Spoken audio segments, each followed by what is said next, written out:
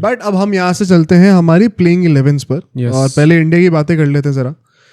क्या चेंजेस हम एक्सपेक्ट करें? देखो अल्टीमेटली हर मैच में वो 3 ही पॉइंट्स बनेंगे कॉन्वर्सेशन के।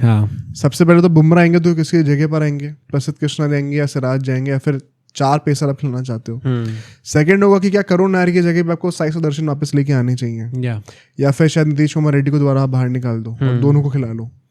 और थर्ड होगा कि क्या कुलदीप यादव वापस आने चाहिए। अब वो आएंगे तो क्या वो वॉशिंगटन की जगह पे आएंगे या फिर नीतीश कुमार रेड्डी की जगह पे? ये तीनों पॉइंट्स को जरा एक एक करके डिस्कस करते हैं। फर्स्टली ऑन बुमराह, जो वो अब डिस्कशन है पूरा, आई थिंक ये बहुत इंपॉर्टेंट डिस्कशन है because one section of the crowd ये भी बिलीव कर रहा है कि अगर बुमराह को नहीं खिलाएंगे is that the key to winning at Lord's. मतलब मैं पहले ये बता दूं कि क्योंकि मैं अपना स्टांस इस पर क्लियर करना चाहता हूँ, काफ़ी लोगों को लास्ट हमारी पॉडकास्ट के डिस्कशन के बाद ऐसा लग रहा था कि हम लोग चाहते बुमराह ना खेले हमारे लिए, पर nobody is doubting his quality भाई। nobody is doubting what a great match winner he is।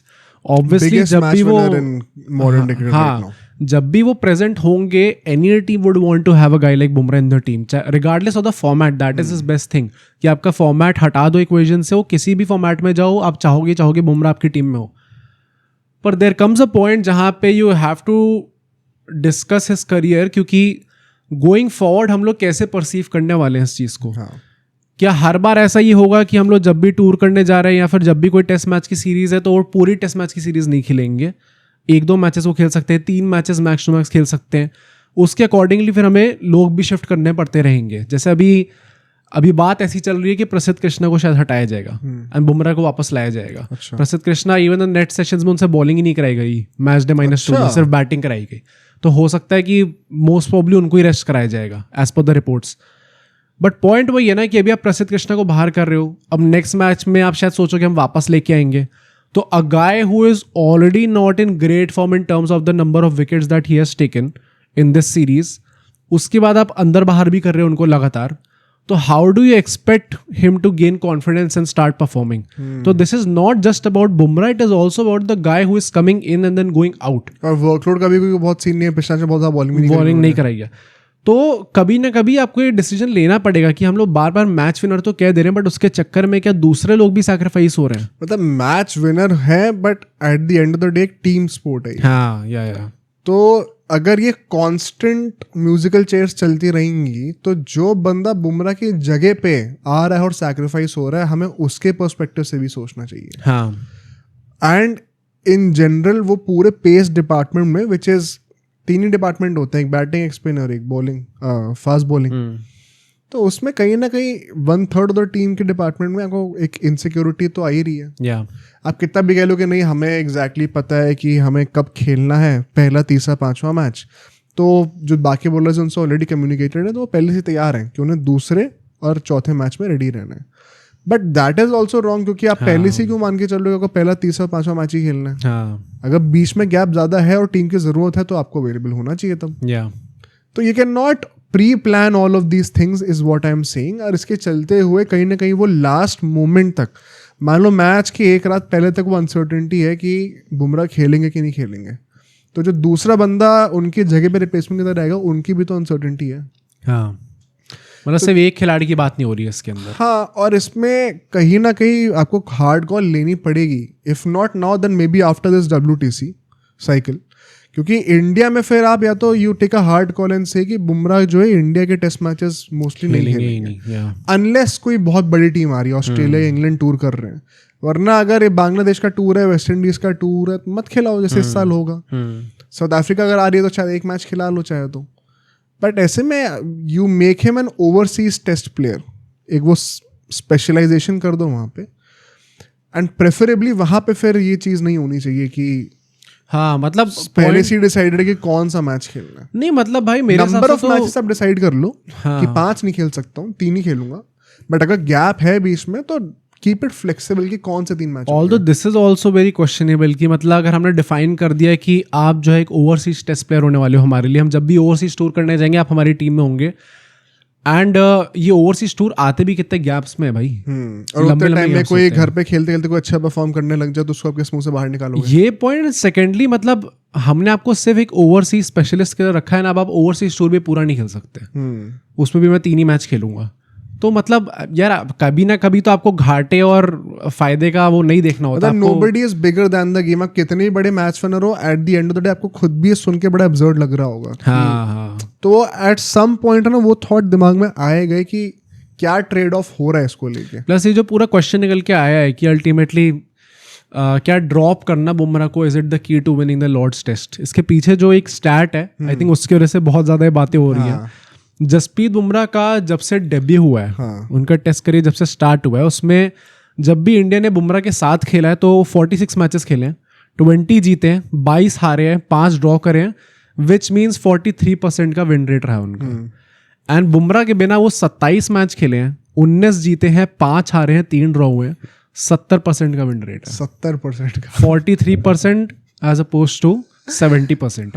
अब इसके पीछे का exactly I don't think starts को बस हम लोग ऐसे देख के कह सकते हैं कि अच्छा नहीं, अच्छा क्लियरली हमें दिख रहा है कि बुमराह के बिना इंडिया बेटर है, क्योंकि काफ़ी होम टेस्ट मैचेस भी होते हैं जिसमें बुमराह नहीं खेलते हैं, एंड उसमें यू आर मोर और लेस एक्सपेक्टेड कि आप सारे मैचेस जीतोगे, शायद आप एक मैच हार जाओगे।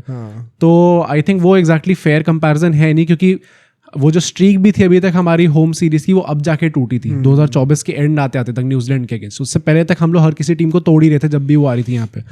तो may be it's not the fair comparison, क्योंकि वही ओवरसीज जाके आपके जीतने के चांसेस कम होते हैं। एंड ये बात भी है कि जब बुमराह टीम के अंदर आते हैं तो कई बार ऐसे बाकी बॉलर्स जो हैं वो कम्प्लीटली डिपेंडेंट ऑन बुमराह ही हो जाते हैं कि अच्छा यही करके दे देंगे हमें सब कुछ।